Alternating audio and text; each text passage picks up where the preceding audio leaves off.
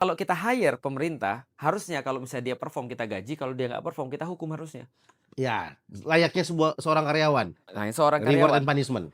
Betul, tapi sekarang kan dia cuma bisa di-punish kalau dia melakukan kesalahan kan. Ya, Menurutku tidak perform itu juga kesalahan. iya Kenapa dong. kamu nerima kalau kamu nggak bisa?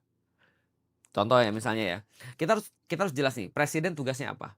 Ya, job desk siapa Heeh, segala wakil macam. presiden jelas job desk-nya apa, harusnya ya. Iya iya. Lalu kemudian kita harus tahu, menteri ini job desk-nya apa, menteri ini job desk-nya apa. Misal contoh ya, kayak Bahlil misalnya, Mmm, ketika dia dikasih job desk misalnya, "Kamu bisa hidupin, listrik di Aceh berapa lama?" Dia bilang 3 hari misalnya iya iya. taruhlah ya, misalnya Iya taruhlah. iya. Ketika dia sudah bilang 3 hari, "Oke, aku akan gaji kamu, Mmm, kerjain semuanya ini 3 hari semua listrik hidup." mmm. Begitu nggak hidup, dia kena hukum.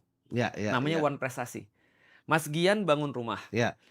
Mas Gian udah ngasih ini, arsiteknya nih, ini adalah gambarnya nih, "Oke, bisa ngerjain ini?" "Bisa," kata Mmm, kontraktor. Mas Gian nanya, "Berapa lama?" "Aku minta waktu 1 tahun." "Oke, kamu minta berapa?" "Aku minta 4 miliar." iya, Misalnya, "Oke, 4 miliar bangun. 1 tahun." Dia bangun, dan Mas Gian nanya dong, "Kalau nggak selesai 4 miliar ini 1 tahun gimana?" Dia bilang, "Setiap 1 hari aku nggak selesai, aku akan ganti Mas Gian 5 juta karena aku anggap ini one prestasi untuk nginep di hotel berbintang, karena rumah ini belum selesai." Ini Iya kan iya. opportunity cost nih. Iya iya iya Nah, iya. harusnya pemerintah kayak gitu juga.